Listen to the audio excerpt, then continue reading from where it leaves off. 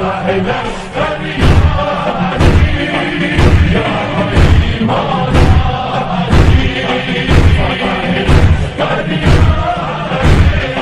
جو امام افضل ہیں انبیاء سے، اس پہ آگے میں آتا ہوں۔ بصائر الدرجات ابو جعفر محمد بن حسار محمد بن حسن صفار کمی: میری ولایت اہل ارض و سما پر پیش کی گئی، ایمان لانے والے ایمان لے آئے اور انکار کرنے والوں نے انکار کیا۔ حضرت یونس نے میری ولایت کا انکار کیا تو اللہ تعالیٰ نے سزا کے طور پر انہیں مچھلی کے پیٹ میں اس وقت تک قید رکھا جب تک وہ میری ولایت پر ایمان نہ لائے۔ ائمہ طاہرین علیہ السلام جو ہیں سب انبیاء سے افضل ہیں، اور سب انبیاء جتنے آتے تھے وہ ائمہ طاہرین علیہ السلام کی امامت و ولایت کا اقرار کرتے تھے، ٹھیک ہے نا۔ حضرت یونس علیہ السلام کے متعلق یہ جو حدیث ہے کہ انہوں نے انکار کیا ہے، ہمیں نہیں معلوم کہ اس انکار سے کیا مراد ہے، اس کی توضیح نہیں ہے، ٹھیک ہے نا۔ ان کے دل میں ان کے کچھ مقامات تھے، بہت عالی مقامات تھے، شاید ان کی بات ہو رہی کہ انہوں نے انکار کیا ہو یا نہ مانا ہو، یا لوگوں کو تک پہنچانے سے انہوں نے گریز کیا ہو، جس کی وجہ سے اللہ تعالیٰ نے ان پہ گرفت کیا۔ تو یہ بالکل ہماری حدیث ہے، ہم مانتے ہیں اس بات کو، لیکن اس بات کو دیکھیں کہ ائمہ علیہ السلام انبیاء سے افضل ہیں، اس کے بہت سارے دلائل ہیں، دلائل بے شمار ہے قرآن اور سنت سے، اور اس پہ میرے مناظرے ہو چکے ہیں، اور میں حاضر ہوں کہ کوئی بھی جماعت مخالفین کے علماء اس مسئلے پر ہم سے مناظرہ کریں کہ قرآن سنت سے اہل بیت علیہ السلام افضل ہیں یا انبیاء افضل ہیں، اس کے متعلق بات کریں۔ حدیث مشہور معروف ہے رسول صلی اللہ علیہ وسلم کہ من کنت مولا فعلی مولا، علی علیہ السلام جس کا میں مولا ہوں، علی علیہ السلام مولا ہے۔ مولا کا مطلب سید، امیر المؤمن، رسول اللہ صلی اللہ علیہ وسلم سب انبیاء کے سالار ہیں، یہ تو سب کو پتہ ہے، وہ دلالت واضح ہے۔ یہ ملاحظہ کریں گے حدیث کتاب مسلم میں، یہ مسلم چاپ دار الفکر ہے، یہاں پر من احق بالامامہ، نماز کون پڑھائے گا، جماعت کی نماز کون پڑھائے گا؟ فرمایا واحقهم بالامامۃ اقرأهم، تین آدمی اگر اکٹھے ہوں تو ایک ان میں سے امام بننا ہوگا، اور ان میں سے زیادہ حقدار امامت کا وہ ہوگا جو قرآن کو بہتر پڑھتا ہوگا، جو قرآن کی نالج رکھتا ہو اور جو قرآن کی وہ تلاوت بہتر کرتا ہو دوسروں سے۔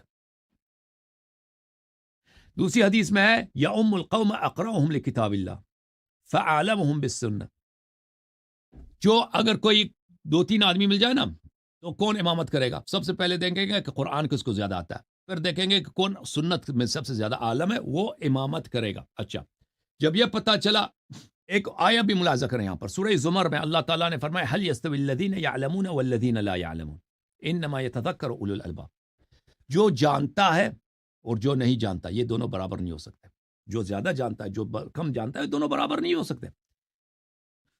اچھا، جب یہ پتہ چلا میرے محترم ناظرین، ملاحظہ کریں کتاب بخاری چاپ دار احیاء التراث العربی، یہاں پر باب نزول عیسیٰ ابن مریم، عیسیٰ ابن مریم علیہ السلام جب آسمان سے آئیں گے، حدیث نمبر 3449، کیف انتم اذا نزل ابن مریم فیکم و امامکم منکم، وہ زمانہ یاد کرو، وہ کیسا زمانہ ہوگا؟ رسول صلی اللہ علیہ وسلم فرماتے ہیں ابن مریم، عیسیٰ ابن مریم آسمان سے آئیں گے اور امام وہ نہیں ہوں گے، امامت کوئی اور کرے گا، امامت جو کرے گا وہ امام مہدی علیہ السلام ہوں گے۔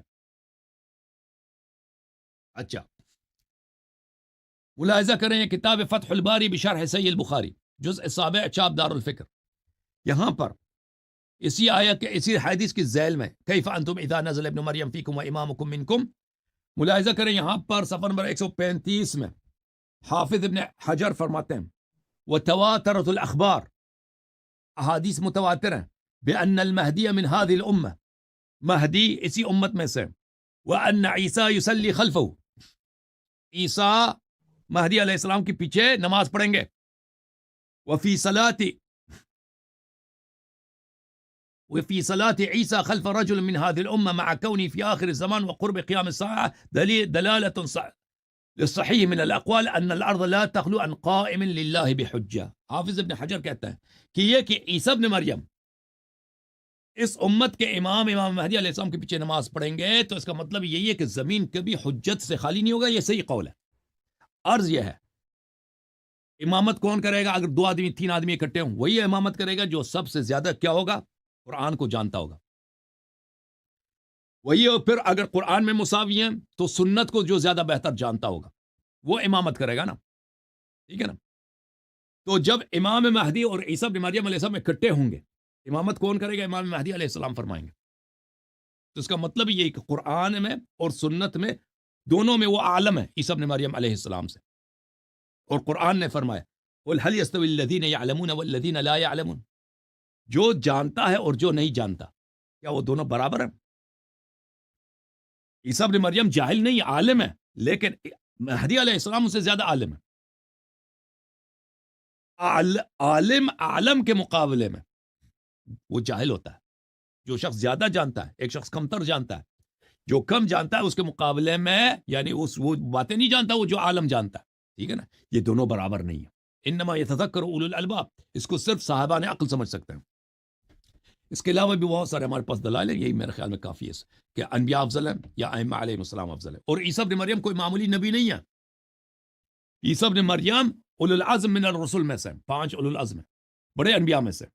اور امام مہدی علیہ السلام ہمارے 12ویں امام ہیں، سب سے چھوٹے امام ہیں، وہ عیسیٰ سے افضل. ٹھیک ہے نا، الحمدللہ. اچھا، پہلی بات یہ کہ ابو الفضل برقی صاحب جماعت وہابی وغیرہ یہ پیش کرنے کی کوشش کرتے ہیں کہ وہ سنی سے شیعہ سے سنی ہو گئے. وہ کبھی سنی نہیں بنے تھے. ٹھیک ہے نا، وہ ایک عالم دین تو کچھ ذہن ان کا کمزور تھا بیچارے کا، بیوقوف سارے تھے. وہ کوئی آیت اللہ العظمیٰ وغیرہ کچھ اتنا نہیں تھا.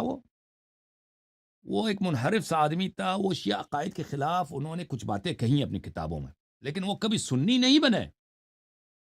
انہوں نے بعض باتوں پہ سوال اٹھایا ضرور ہے. ٹھیک ہے نا، جیسے عصمت ائمہ علیہ السلام ہے، ائمہ علیہ السلام کی شہادت ہے، ان کے فضائل وغیرہ پہ انہوں نے سوال اٹھائے ہیں، لیکن ایک کبھی سنی نہیں بنے. یہ جو میں آپ کو کہہ رہا ہوں، ان کے قریبی جنہوں نے ان کی انٹرویو کیا، علماء نے ان سے باتیں کی ہیں، انہوں نے مجھے خود بتایا. ایک شخص تھا جو ایران میں خمینی صاحب کی انقلاب جب ہوئی تھی نا، یہ ابو الفضل برقی کو جیل میں ڈالا تھا خمینی صاحب نے. تو وہ ایک مولوی صاحب تھے، وہ جیل میں کام کرتے تھے. انہوں نے خود مجھے بتایا، کہتا یہ خمینی یہ برقی صاحب جیل میں تھے، تو اس جیل میں کیا تھا، جیل میں ملازم تھا. میں ادھر جاتا تھا قیدیوں کو نماز وغیرہ سکھانے کے لیے. تو میری بہت بات ہوئی ہے، وہ کہتا تھا ابو الفضل برقی صاحب سے. وہ مولوی خود بھی آج بھی زندہ ہے، وہ بوڑھا سا ہے.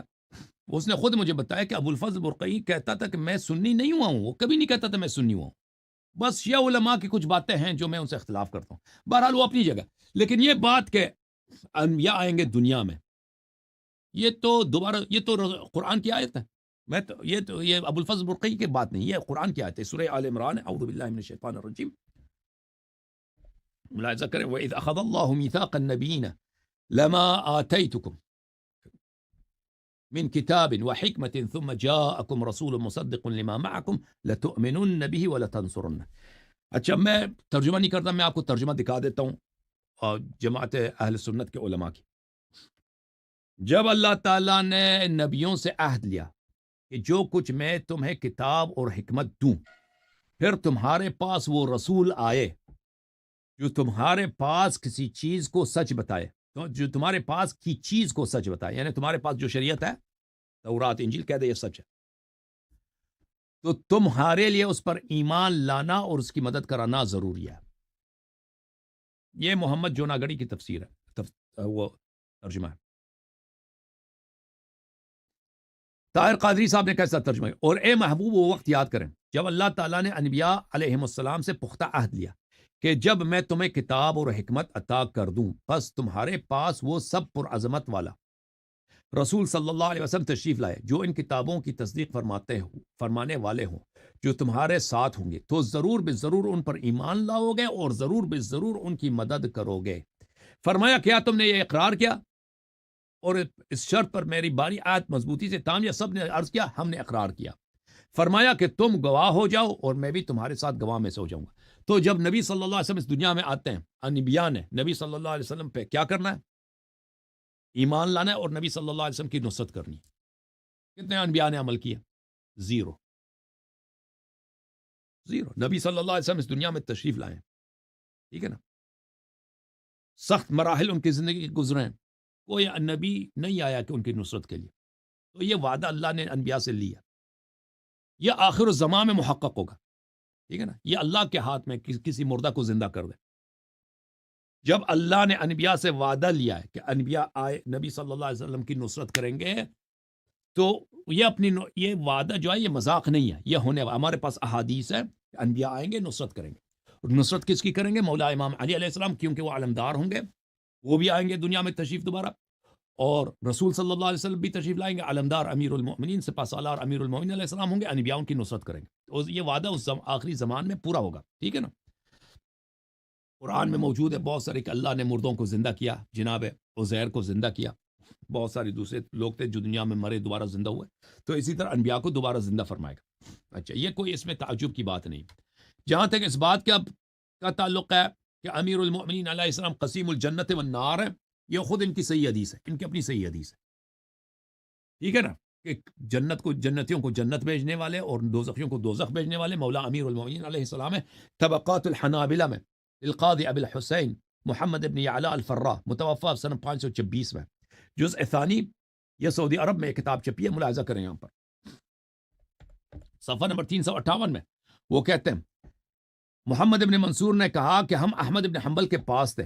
ایک شخص نے اس سے کہا، یا ابا عبداللہ، اے احمد ابن حنبل امام المحدثین، بتائیے ما تقول فی الحدیث الذی یروى، اس حدیث کے متعلق آپ کا کیا نظریہ؟ یہ حدیث اس طرح روایت ہوتی ہے، ان علی علیہ السلام قال، علیہ السلام نے کہا انا قسیم النار، میں قسیم النار ہوں. فقال وما تنکرون من ذا، احمد نے کہا کہ یہ قابل انکار حدیث نہیں، کیوں انکار کرو گے اس حدیث کا؟ پر وہ دلیل بھی دیتا تھا کہ علی علیہ السلام تو وہ ہیں، لا يحبك الا مؤمن ولا يبغضك الا منافق. ٹھیک ہے نا. تو یہ قسیم الجنت والنار ہونا یہ صحیح حدیث ہے. اچھا، پھر انہوں نے جو کہا ہے کہ بغیر حساب کے جنت جائیں گے لوگ. ٹھیک ہے نا. تو ان کو چاہیے تھا کہ وہ بخاری مسلم کے ایک پورا باب ہے، بخاری میں مسلم میں اس کے احادیث موجود ہیں کہ بعض لوگ ایسے ہیں جو بغیر حساب کے جنت جائیں گے. میں اس حدیث کو کچھ تفصیل سے بیان کرتا ہوں تاکہ کوئی شک نہ کرے کہ شیعہ کیسے بغیر حساب کے جنت جائیں گے. بخاری مسلم سے ثابت کریں گے. ٹھیک ہے نا. سب شیعہ نہیں، کچھ جو خاص شیعہ ہیں وہ بغیر حساب کے جنت جائیں گے. اچھا، بلکہ شاید شیعوں کی اکثریت ہو، ہم نہیں جانتے. مثلا جو بہت ہی فاسق ہوتے ہیں نا شیعہ، وہ حدیث میں ہو کہ وہ کچھ عذاب کے لیے جہنم جائیں گے، جہنم ان کی عذاب ہوگی، لیکن آخر میں ان کی شفاعت ہوگی. لیکن میں نہیں کہتا کہ اکثریت شیعوں کی اقلیت. خلاصہ ایک شیعوں کی ایک بڑی تعداد بغیر حساب کے جنت میں داخل ہوگی. تو اس کی دلیل، پہلی دلیل اس کی بخاری میں صحیح ہے. کتاب صحیح بخاری، چابدار احیاء تراث العربی، یہ صفحہ نمبر 78 ہے، حدیث نمبر صفحہ نمبر 1105 ہے، باب نمبر کتاب نمبر 78 ہے، حدیث نمبر 6168. نبی صلی اللہ علیہ وسلم نے فرمایا المرء مع من احب، ہر شخص اپنے محبوب کے ساتھ محشور ہوگا. قیامت کے دن ہر جس سے تم پیار کرتے اسی کے ساتھ تم محشور ہو جاؤ گے. مسلم میں بھی یہی حدیث ہے، یہ صحیح مسلم ہے، چاپ دار الکتب العلمیہ، جلد نمبر کون سا ہے بھائی؟ جلد اول. یہاں پر ایک پورا باب ہے المرء مع من احب. ایک اعرابی آیا، صفحہ حدیث نمبر 161. ٹھیک ہے نا. ایک اعرابی آیا، رسول صلی اللہ علیہ وسلم سے پوچھا قیامت کب ہے؟ رسول صلی اللہ علیہ وسلم نے کہا ما اعددت لها، تم نے قیامت کے لیے کیا تیاری کی ہے؟ اس نے کہا حب اللہ و رسولہ، اس نے کہا کہ میں نے تیاری یہی حب اللہ اور حب رسول صلی اللہ علیہ وسلم. فرمایا انت مع من احببت، تو اسی کے ساتھ ہوگا جس کے ساتھ تو محشور ہوگا. ٹھیک ہے نا. اس حدیث کو یاد رکھیں. یہ کتاب سنن ترمذی ہے، چاپ دار الفکر، یہاں پر صفحہ نمبر 1067، حدیث نمبر 3754. حدیث کو نقل کرنے کے بعد کہتے ترمذی خود کہتا ہے یہ حدیث حسن ہے. حدیث حسن حدیث صحیح کے اقسام میں سے.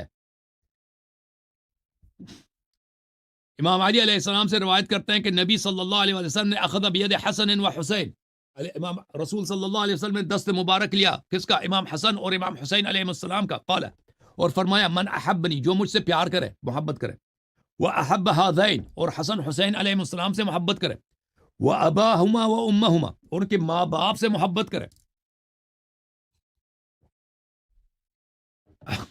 کھانا معی فی درجت یوم القیامہ، میرے ساتھ ہوگا میرے درجے پر یوم قیامت. اگر شیعوں کا حساب نہ لیا جائے جو نبی صلی اللہ علیہ وسلم کے درجے پہ ہوگا، اس کا حساب نہ لیا جائے، اس میں کون سی تعجب کی بات ہے؟ ہم شیعہ کن سے محبت کرتے ہیں، کس کی محبت میں مرتے ہیں دنیا میں؟ یہ کتاب تدریب الراوی فی شرح تقریب النواوی، جزء اول چھاپ مکتبۃ الکوثر 1415 میں چھپی ہے. صفحہ نمبر 174. حدیث حسن کس کو کہتے ہیں؟ الحسن فی الصحیح کالصحیح فی الاحتجاج بہ. حدیث حسن حدیث صحیح کی طرح حجت ہوتی ہے. آپ نے خود دیکھا ابھی کہ ترمذی جیسے عالم نے کہا کہ یہ حدیث حسن ہے، یعنی صحیح کی طرح حجت ہے. اچھا، یہ حدیث المختارہ ضیاء مقدسی کا، جس نے سب صحیح حدیث جمع کیا، بہت بڑا محدث ہے جماعت مخالفین کا. یہاں پر صفحہ نمبر 44 میں حدیث نمبر 421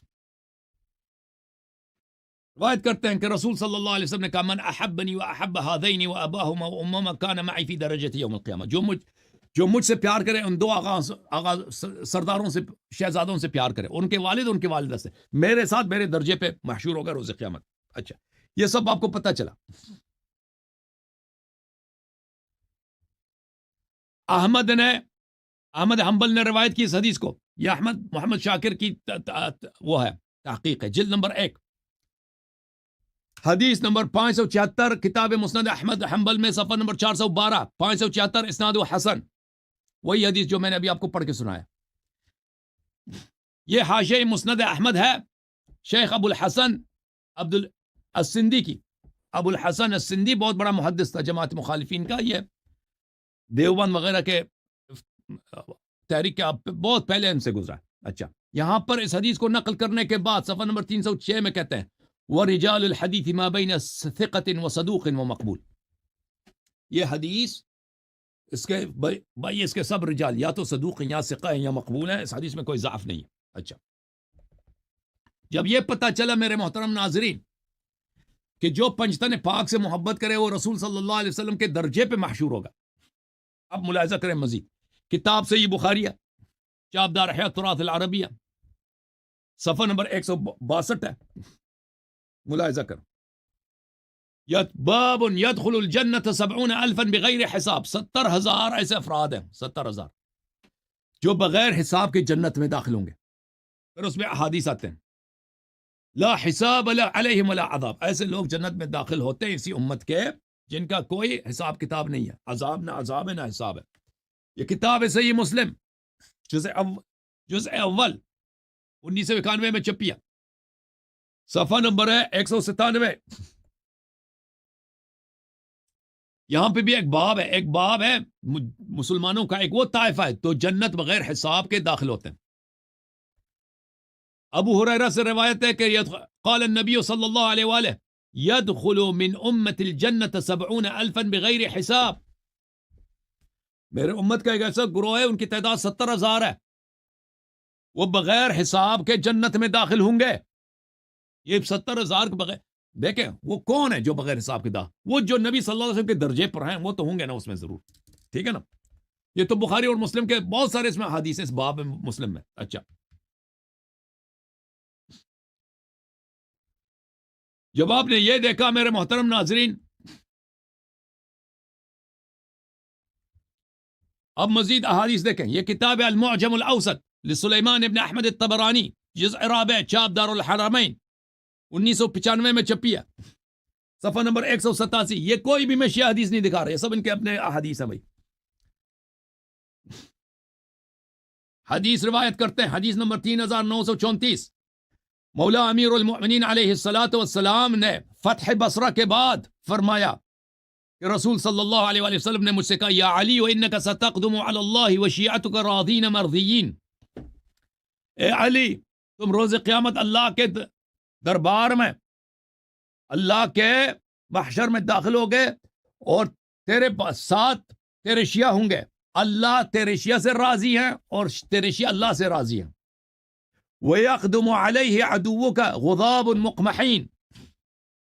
اور اس وقت تیرے دشمن بھی آئیں گے، اللہ تعالیٰ تیرے دشمن پہ غضبناک ہوں گے اور ان کے ہاتھ لوہے کے زنجیروں کے ساتھ ان کے پشت پر باندھے ہوئے ہوں گے، ان کے منہ پر لگام ہوا ہوگا. اچھا،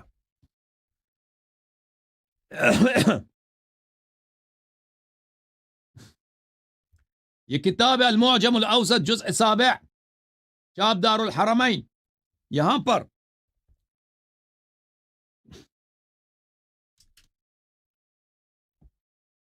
ابو ہریرہ روایت کرتے ہیں کہ حضرت امام علی علیہ السلام نے رسول صلی اللہ علیہ وآلہ وسلم سے پوچھا ایما احب الیک یا رسول اللہ انا ام فاطمہ، یا رسول اللہ صلی اللہ علیہ وسلم آپ کس سے زیادہ پیار کرتے ہیں، مجھ سے یا اپنی شہزادی فاطمہ الزہرا سلام اللہ علیہا سے؟ تو انہوں نے جواب دیا فاطمہ احب الی منک، یا علی میں محبت زیادہ فاطمہ الزہرا سلام اللہ علیہا سے ہے، وانت اعز علی منها، لیکن آپ ان سے زیادہ میرے پاس عزیز ہے، عزیز آپ زیادہ ہیں، محبوب زیادہ فاطمہ الزہرا سلام اللہ علیہا ہے۔ وَكَأَنِّي بِكَ وَأَنْتَ عَلَى حَوْضِ تَذُودُ عَنْهُ النَّاسِ، اور میں چشم نبوت سے ابھی دیکھ رہا ہوں کہ آپ میرے ساتھ حوض کوثر پر ہیں اور منافقین کو حوض کوثر سے آپ بگا رہے ہیں۔ اچھا، اور حوض کوثر پہ میں ہوں، آپ ہیں، حسن ہیں، حسین ہیں سلام اللہ علیہ، فاطمہ ہیں، عقیل ہیں، جعفر ہیں فی الجنہ، اخوانا علی سرر متقابلین، ہم سب تختوں پہ بیٹھے ہوئے ہیں، ایک دوسرے کے نظارہ کر رہے ہیں۔ انت معی و شیعتک فی الجنہ، آپ میرے ساتھ ہیں اور آپ کی شیعہ جنتی ہیں سب۔ یہ کتاب الدر المنثور فی التفسیر بالمأثور جزء 8، یہاں پر بہت سارے روایت نقل کرتے ہیں، صفحہ نمبر 598 میں، نہیں 589 میں،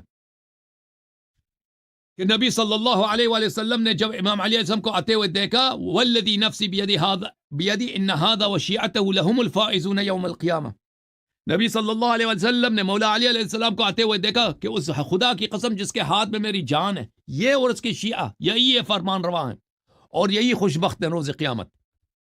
تو یہ کہنا ہی تھا کہ آیہ نازل ہوئی ان الذین آمنوا وعملوا الصالحات اولئک هم الخیر البریہ، اور یہ سب احادیث، باقی احادیث بھی یہی ہے کہ شیعہ جو ہیں سب جنتی ہے روز قیامت۔ تو میرے بھائی اگر شیعوں کچھ لوگ بغیر حساب کے جنت میں داخل ہو جائیں تو وہ تو بخاری کی حدیث ہے، مسلم کی حدیث ہے، جو پنجتن پاک سے محبت کرے، ٹھیک ہے نا، وہ رسول صلی اللہ علیہ وسلم کے ساتھ مشہور ہوگا، رسول کے درجے پہ مشہور ہوگا، ٹھیک ہے، اس میں کوئی تعجب ہی نہیں کہ بغیر حساب کے کوئی جنت داخل ہو جائے، ٹھیک ہے نا بھائی۔